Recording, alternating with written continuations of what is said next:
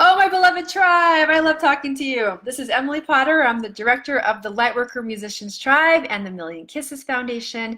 And as always, every live video comes from a conversation that I have had with you. So yesterday I got to talk to a tribe brother, and he said something that a lot of us have experienced. Have you had a loved one tell you, even if you are so passionate about your music, to make sure that you keep your day job? Well, I had that exact same situation several times in my life, but I'm going to give you one example. This is actually hilarious. This happened within the year, I think, maybe like 6 months ago. I was with my grandfather and I was playing the piano in his living room, and he heard me and he said, "Oh, that's so lovely. Just make sure that you keep your day job."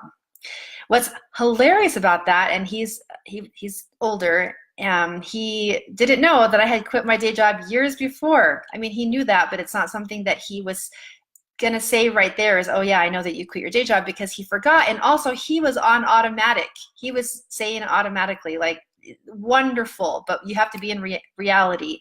So that was a lovely, lovely thing that you just did musically. Make sure you keep your day job.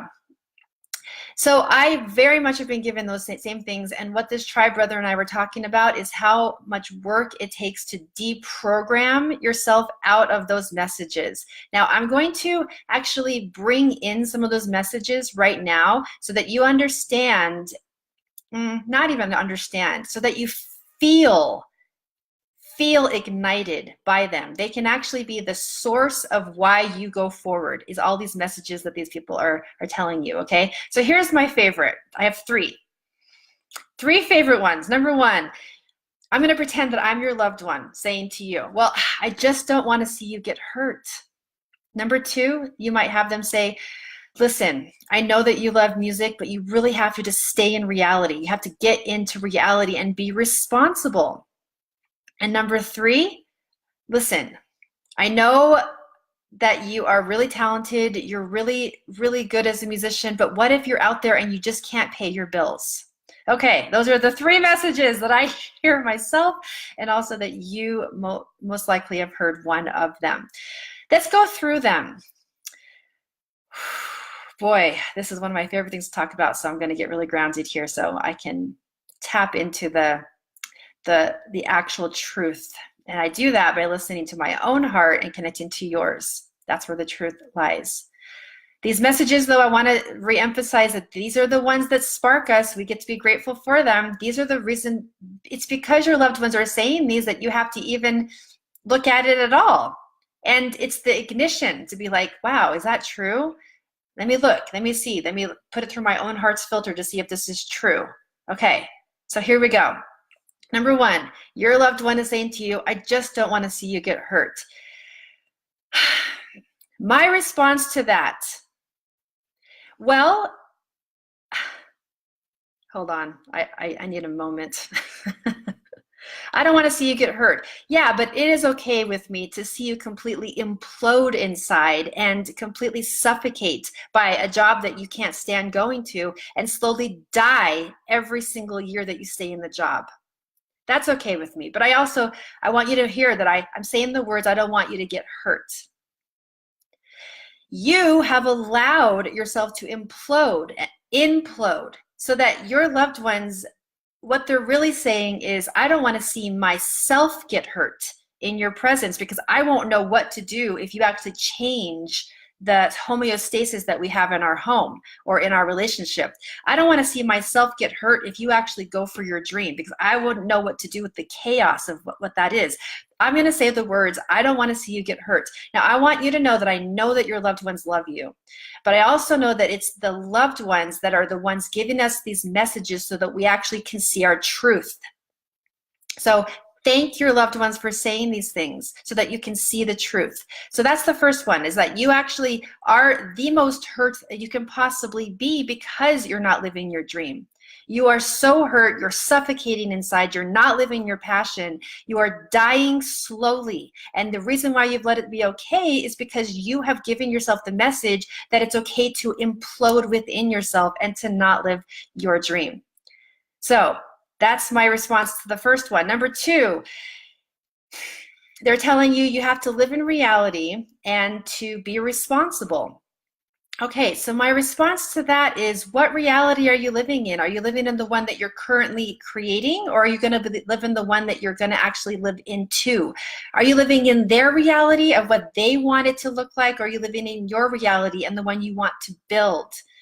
So reality, it's a really, and I love my loved ones too, but it's a very manipulative thing to say, is you have to live in reality, because you actually create your reality, and the only thing that you're missing is the disconnection from creating the reality and living and stepping into the reality that you want to create.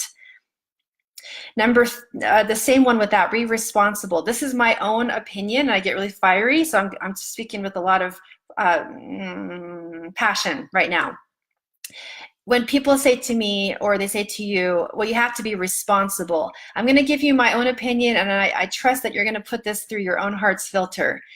Tribe,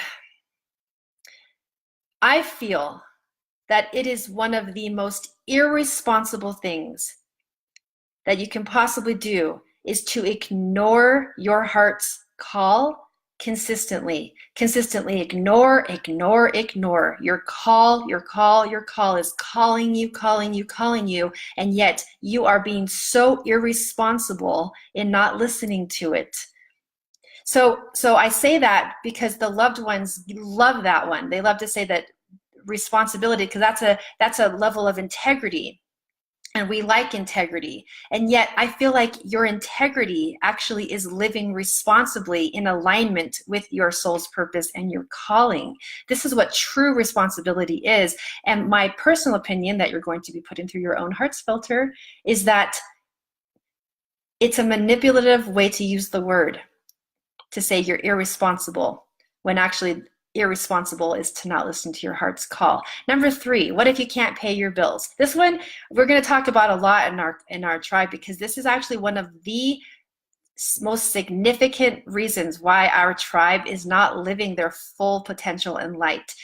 What you are saying to me and to the world when you say, what if I can't pay my bills? And your loved ones are saying, what if you can't pay your bills? What you're actually saying is, I believe that my bills and my finances and money are more powerful than my soul's purpose. Now, feel that through for yourself. And that's something that I talk about with my clients extensively. You're telling me, what if I can't pay my bills? I just gave all my power away to my bills. My bills are actually now more powerful than my soul's purpose that keeps calling me in, and the reason why I came to the planet. So those are the 3. Those are the things that I want to say with passion, that I feel so strongly about this, because I want you to connect to your truth. If you're resonating with any of those things, it's because your truth is coming through. So I'm going to come back to that place of compassion always, and share that the solution of how to respond when your loved ones are saying this, and more so, even has nothing to do with your loved ones. It has everything to do with you.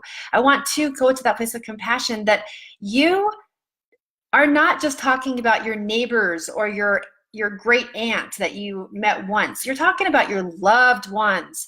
These are loved ones. These are people you're living with. These are your parents, or your children, or your siblings, or your best friends that you've known for years and years.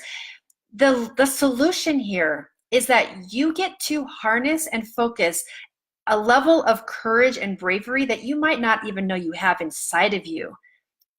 Because if it was someone you didn't actually care about, you could just dismiss what they're saying. But these are people that you have a deep, loving relationship with, and they don't want to see you get hurt. And yet you are imploding and suffocating inside. And so your level of bravery and courage, and being very grounded in your internal yes of going forward, has to be at the highest levels. And yet it's easy, because all you have to do is connect with your heart on a consistent basis. Now, I'm going to give you one tool in beginning the dialogue with your loved ones. This is one that works for me so well. So I want you to lean in and listen to this. And I'd even say, even though it's only one little short sentence, go get pen and paper and write this down so that you can be reminded of this tomorrow and the next day and the next day. This one phrase opens doors all the time for me. Are you ready? This is what I said, especially at the beginning when I first quit my very, very lucrative, amazing 9-to-5 job. I'm doing a life experiment, and I'd love for you to be part of it with me. My life experiment, the word is experiment. I'm going to explain in a minute, but I'm going to go forward a little bit more with this. Loved one, I'm doing a life experiment. I'd love for you to be part of it with me. Will you support me in doing my life experiment? I'm going to give everything I've got for a solid year to my music.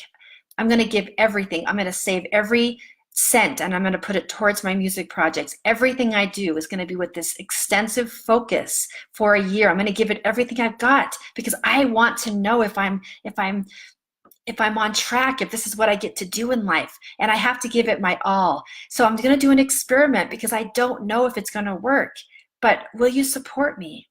Someone who loves me so much, I really would love for you to be part of this team with me. I'm doing a life experiment. So those kinds of conversations, now it opens up the channels of communication. And the reason why is because everybody's doing a life experiment. All of us are just learning and growing. They are, you have no guarantees that it's going to work out. But what you're doing is saying, I'm going to take it, all of the things that I'm learning and growing with in life, I'm going to focus it in on my music. And this is the way to love me. You're training your loved ones how to love you. I want you to love me like this. The best way you can love me is to be part of my experiment. And if it's too hard for you to watch me do the experiment, just know that this is what I'm doing right now. And this is my focus and my passion. So be part of it, don't be part of it, whatever best for you, but I'm going to do this for a solid year or two or whatever you decide. And I would love to be part of it. I'd love for you to be part of it with me. That opens so many doors for me because they don't have much to say. Now it's their opportunity to say, okay, I'm going to be part of this with me or with you, and I'm going to share with you all of my fears, and then you can listen to those and say, yeah, those are legitimate fears. Like, totally, I have no guarantee, but it's worth the risk. I've got to do this because I'm dying inside if I don't do this. The second part of that dialogue opens so much when you actually, before having the conversation, already have a strategy in place. People love hearing your strategy. That's why I use that word all the time, because then you don't just say, oh, I don't know, I'm just going to just play music. I don't know, I just hope I'm good enough. No, you have a strategy month to month to month to month. You have a program, you have a mentorship, you have all of these things in place, you have things on the calendar, and this is the plan.